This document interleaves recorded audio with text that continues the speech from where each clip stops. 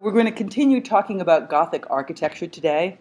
And Gothic architecture, as you can see from this map, has a strong concentration in France, around Paris, in the area called Île-de-France. But it begins to spread quite rapidly throughout Europe. The little black dots represent Gothic sites, and you can see Canterbury, Salisbury, Cambridge, Oxford, some of the great university towns up in England. And we'll be spending some time today looking at English Gothic architecture.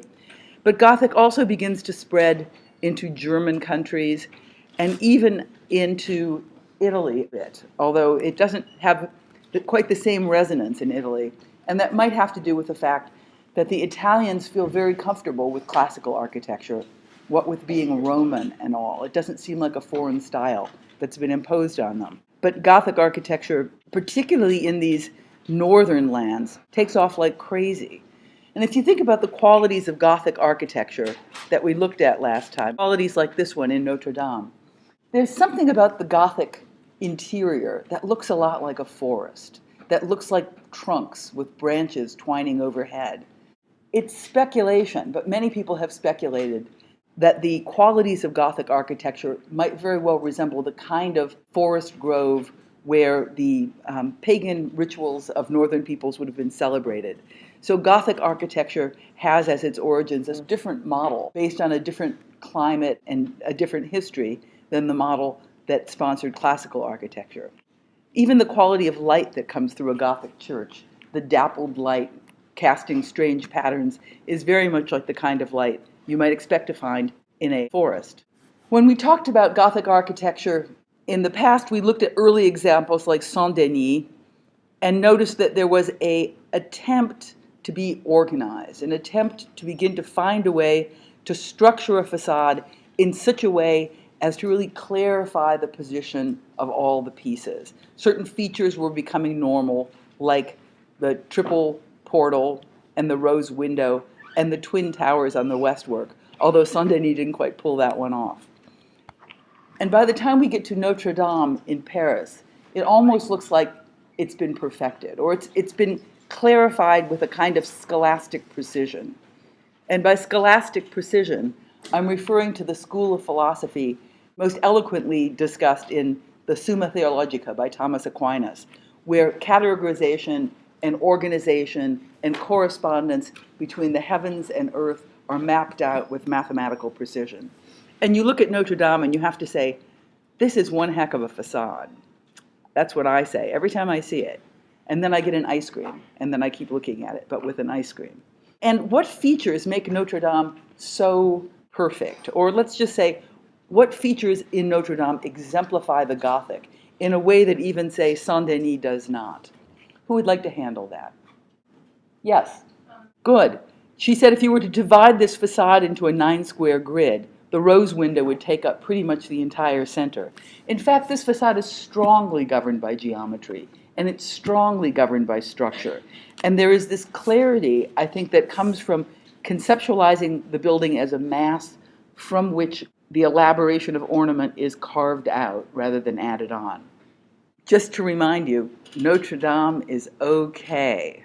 Look at your thumb, look at the plan, that's it. Already by the time we get to the High Gothic in churches like Reims Cathedral, some of the rigor and restraint that we saw in Notre Dame is beginning to go away in favor of more free elaboration of the ornamental program. This is a drawing of an ideal church based on Reims Cathedral by the 19th century architect and restorer Eugène Emmanuel Viollet-le-Duc. And it just looks almost like a cloud of fluff, which in fact is what these churches look like, with all their buttresses coming out and so forth. Monet was probably responding to the ambiguity of surface, the superabundance of ornament, and the frothy quality that made the building so receptive to light when he did his cycle of paintings of the Rouen Cathedral in the period from 1882 to 1883, I believe. He tried to capture the quality of light on the building, and because they were so changeable and so variable based on the way light hit them and they cast shadows, he kept several canvases going at the same time, and he ultimately painted about 30 canvases of the same subject. But it's a different look than we got from Notre Dame, which is chiseled and precise and readable. And it's true also that the facade of Reims Cathedral is layered and lacy.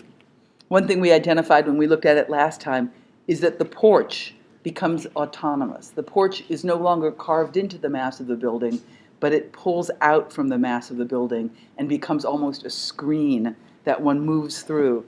So the three-dimensionalization of the wrapper of the building, which is enforced by the necessity of pulling out buttresses on the sides, is now mirrored in the pulling out of the porch on the front. And so you get this incredibly diaphanous, lacy wrapper throughout. And ornament becomes slightly more focused on producing replications of itself at ever refined scales than at encoding these very precise meanings or mapping out these very precise hierarchies that we saw in Notre Dame. This is the effect of all that diaphanousness, the introduction of lots more light. So as a point of comparison, just to show us how these things march along, here we have, these are at real scale, and ultimately Amiens is about 140 feet tall, Chartres is about 118 feet tall, and I don't remember how tall Notre Dame is, but slightly smaller. And you can see this kind of transformation from extreme clarity and order to something that becomes much, much more about an elaboration of surface. And that leads to the next development of Gothic that you have in France, and we glimpsed it a little bit last time when we looked at Sainte-Chapelle, and that's the rayonnant or flamboyant Gothic. And the word flamboyant should tell you something very flamboyant is going on here.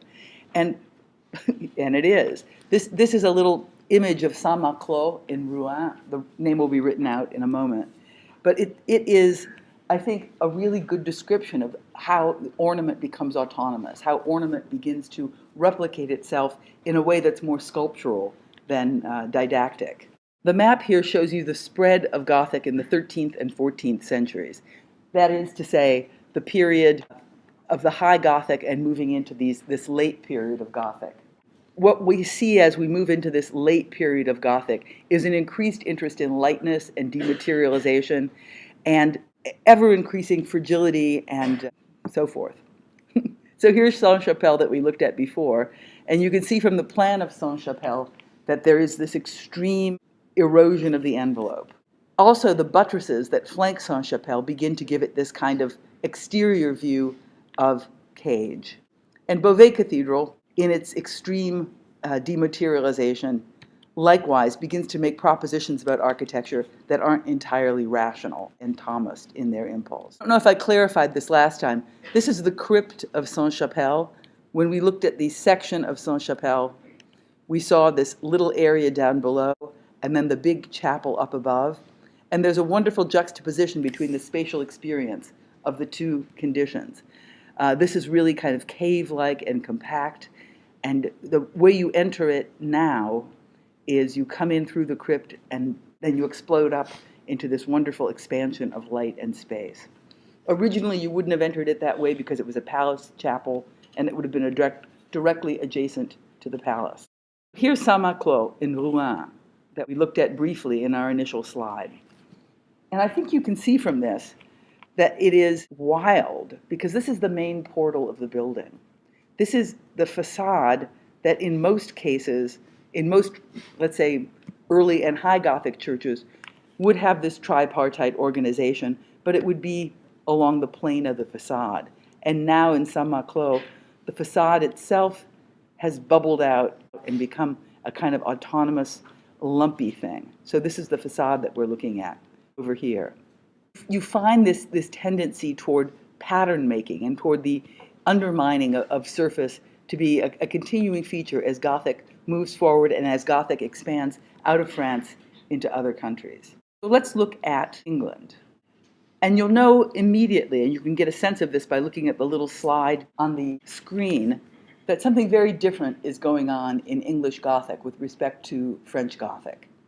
When we looked at French Gothic, the dominant condition, both of facades and of interior space, was amplifying the soaring vertical. And here, in Lincoln Cathedral and in many, many English cathedrals, there seems to be some kind of horizontal pull. There also seems to be some kind of variation in the ornamental program toward perpendicularity, let's say, toward this kind of nesting together of right angles. And some of the features that we would expect to find in a French Gothic cathedral just go away, like where's the rose window? Canterbury Cathedral is a good example for a number of reasons. One reason is it started as a Romanesque church and was amplified over time. And so it has remnants of early in it. And you can look at the Canterbury Cathedral plan and you can see this kind of transformation from one condition to another. So here's the little Romanesque church, which looks kind of like a cactus, if you wonder what it looks like. And as it expands, it's the craziest looking thing you've ever seen.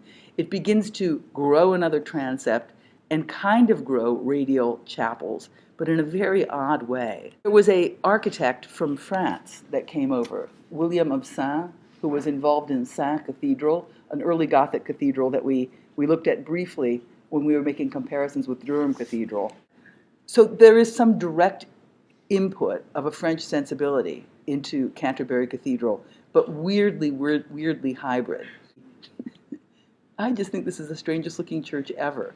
To me, it looks like a little Kachina doll, if you've ever seen these little Navajo dolls with little arms and heads. When you look at this plan, which has a reflected ceiling plan showing you the different condition of vaulting, it really almost looks as though it's a jack-in-the-box, right? This is some kind of little box, and this new condition springs out and begins to materialize. Like many English Gothic churches, Canterbury is part of a larger complex, a larger monastic complex. So we have some features here that have to do with a monastic complex. This big courtyard, does anybody remember what those big monastic courtyards are called? Yes, well done, cloister. So here's a cloister, here's a refectory, a dining hall for the monks. This little round thing is a lady chapel, or a kind of chapter house. When it says lady chapel, it doesn't mean that's where they party with the ladies, but that it's dedicated to the Virgin. Canterbury was an important pilgrimage church, which gives rise to so many little chapels and so many little shrines. And one of the great pilgrimage shrines within the church is the place of Thomas à Becket's martyrdom, where he was murdered in the cathedral. Like the French Gothic churches, English Gothic churches operate at a scale completely different from the scale of the cities around them. But the space, the interior space is much, much lower. There is less of a desire or less of a technical capacity for the extreme thinness and extreme verticality that we get in the French examples. Probably the best realized, let's say most coherent of all the English Gothic churches is Salisbury. And one reason that Salisbury is so coherent is that it was built in a fairly short period of time, and it does not have to accommodate so many different historical layers as Canterbury did. It's also geometrically incredibly clear. You look at the plan here, and you begin to see this term perpendicular really making itself manifest with the square apse and the square radiating chapel and even square transepts multiplying and coming out as if it were some kind of Grido Gothic about to take over the world. And this is the plan showing you the monastic complex with the cloister and the Lady Chapel over here. By the way, for history buffs, a copy of the Magna Carta is kept here.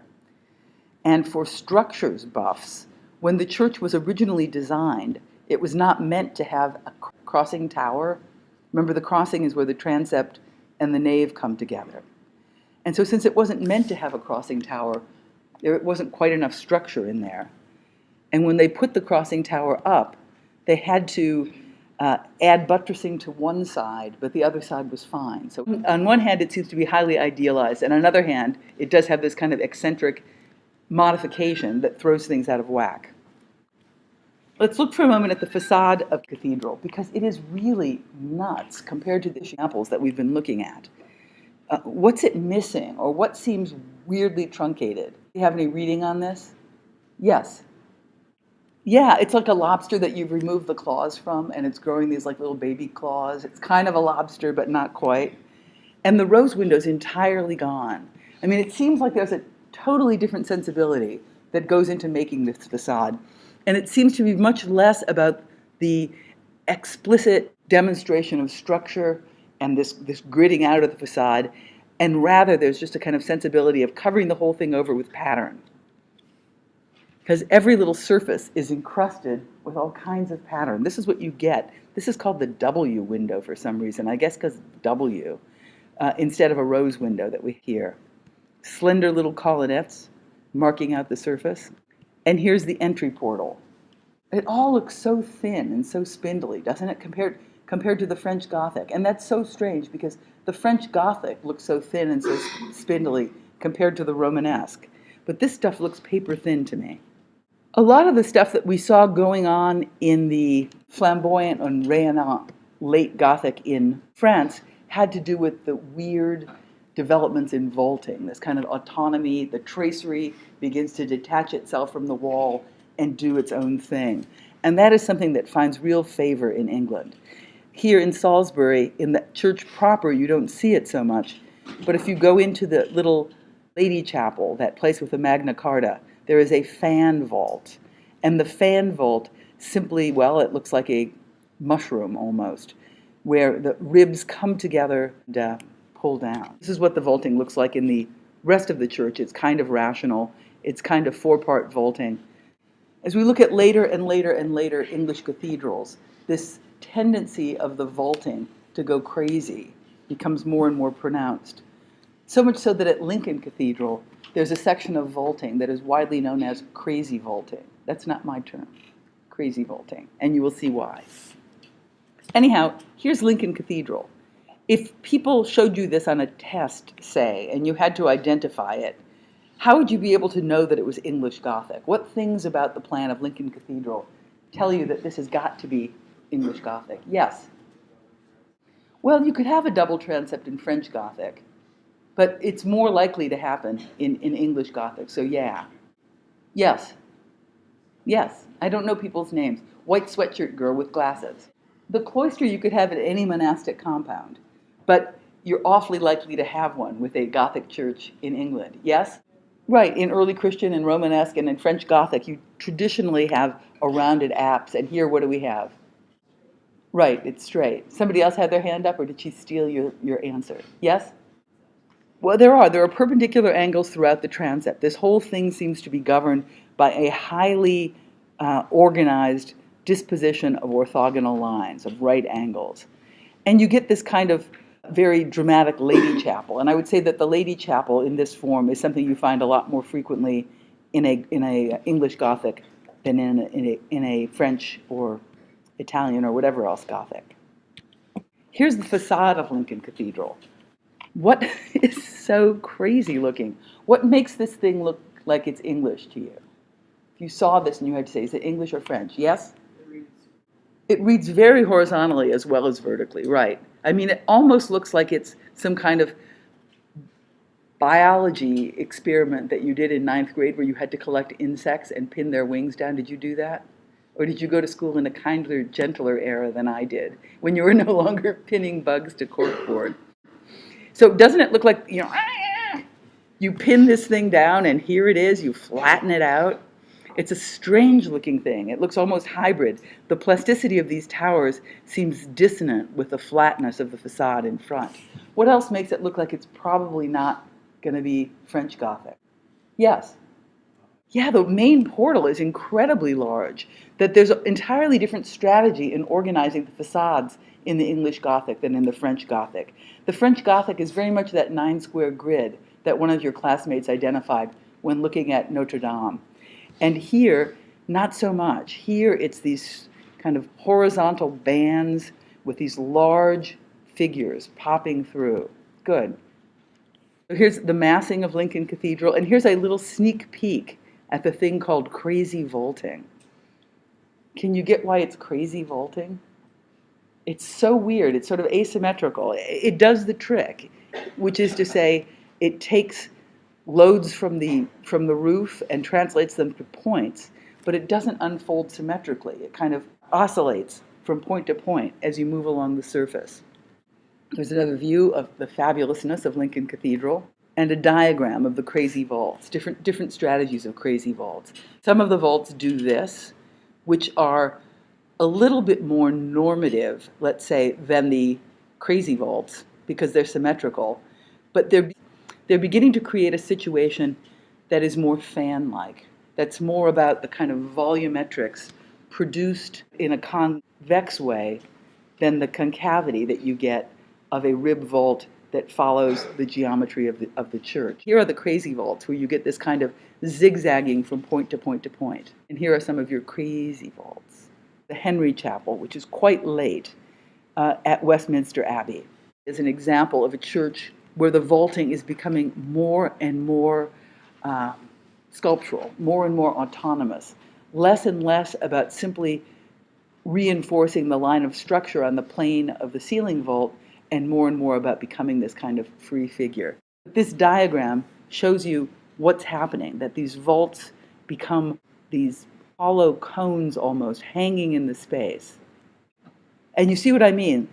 The notion that Gothic architecture is about the clear representation of structure and lines of force through a building just is not happening anymore.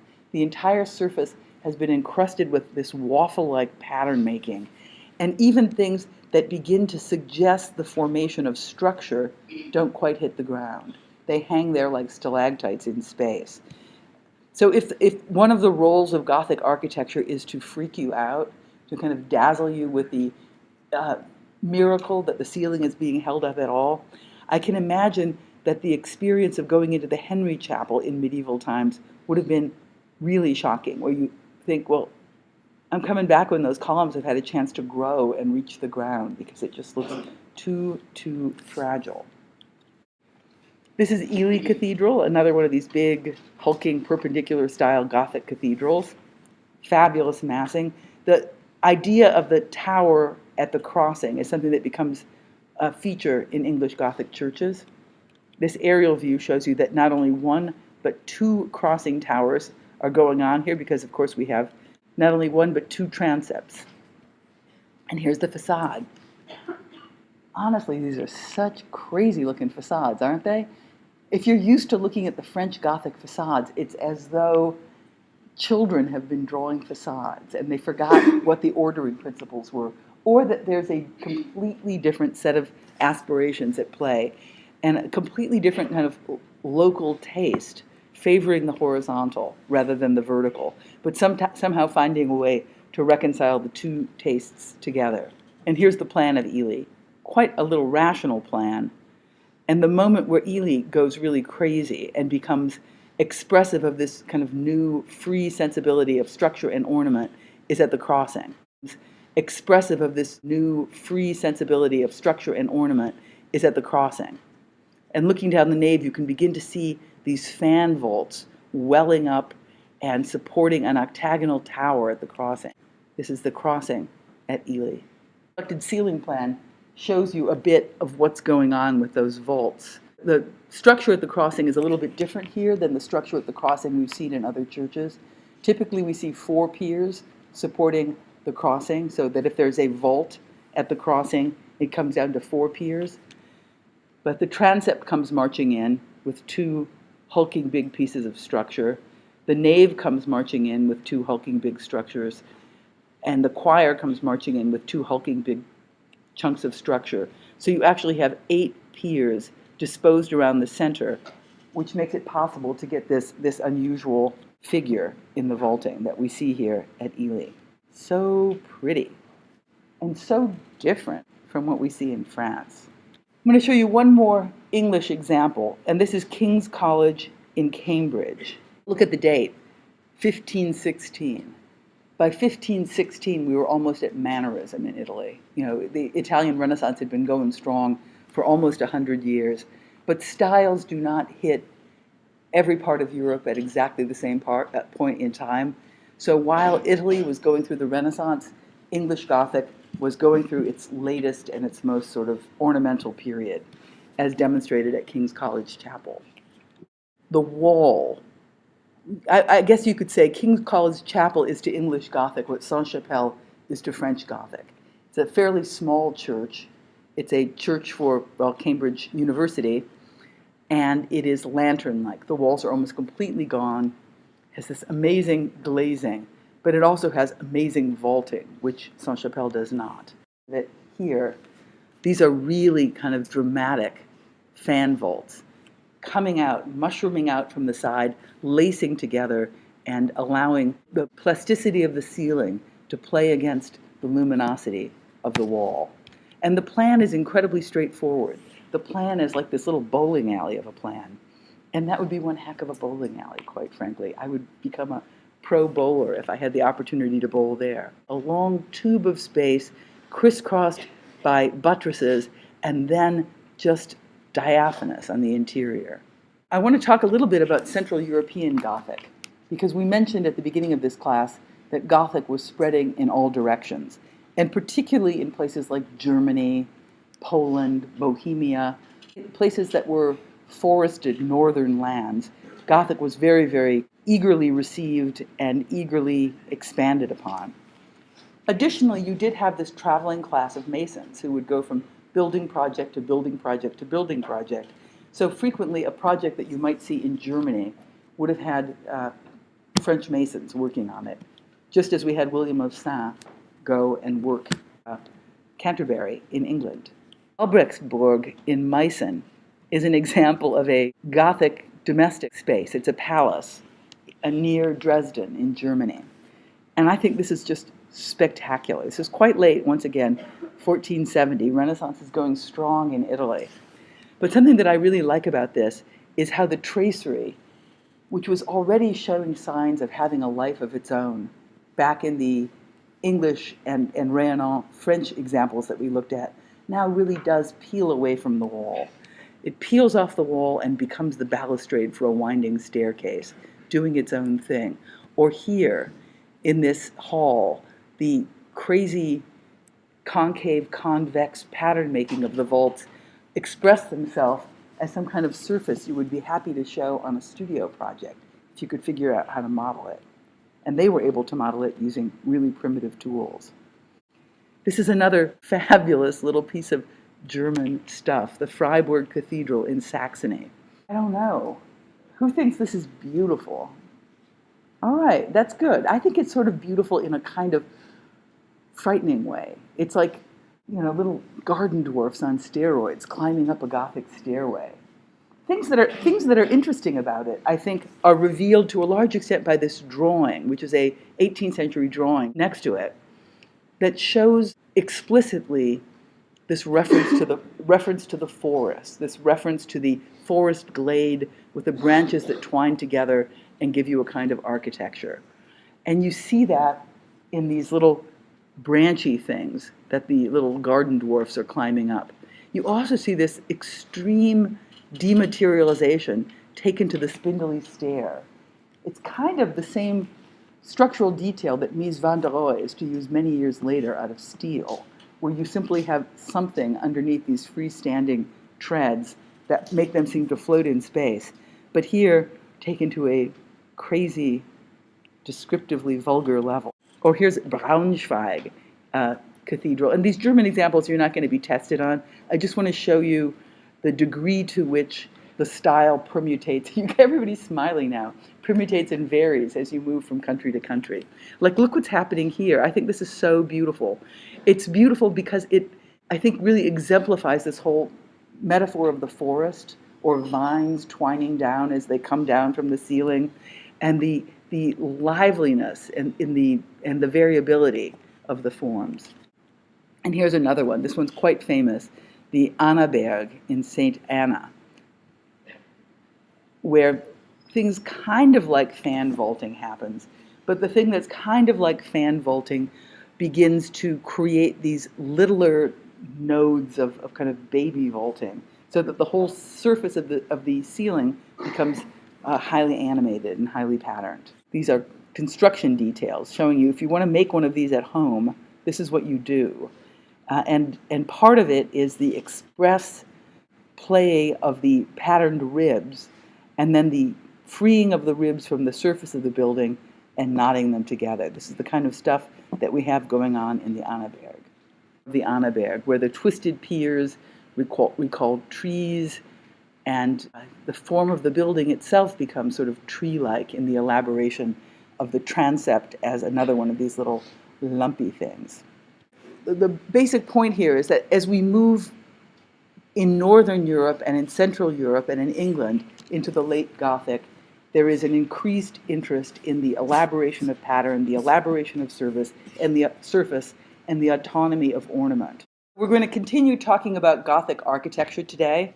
And Gothic architecture, as you can see from this map, has a strong concentration in France, around Paris, in the area called Île-de-France, but it begins to spread quite rapidly throughout Europe. The little black dots represent Gothic sites, and you can see Canterbury, Salisbury, Cambridge, Oxford, some of the great university towns up in England. And we'll be spending some time today looking at English Gothic architecture. But Gothic also begins to spread into German countries, trunks with branches twining overhead. It's speculation, but many people have speculated that the qualities of Gothic architecture might very well resemble the kind of forest grove where the pagan rituals of northern peoples would have been celebrated. So Gothic architecture has as its origins a different model based on a different climate and a different history than the model that sponsored classical architecture. Even the quality of light that comes through a Gothic church, the dappled light casting strange patterns, is very much like the kind of light you might expect to find in a forest.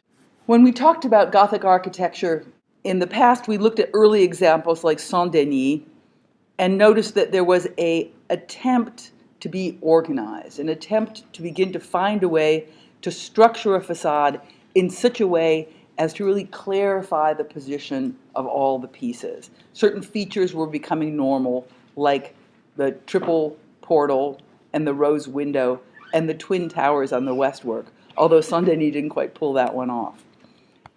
And by the time we get to Notre Dame in Paris, it almost looks like it's been perfected, or it's been clarified with a kind of scholastic precision. And by scholastic precision, I'm referring to the school of philosophy most eloquently discussed in the Summa Theologica by Thomas Aquinas, where categorization and organization and correspondence between the heavens and earth are mapped out with mathematical precision. And you look at Notre Dame and you have to say, this is one heck of a facade. That's what I say every time I see it. And then I get an ice cream, and then I keep looking at it, but with an ice cream. And even into Italy a bit, although it doesn't have quite the same resonance in Italy.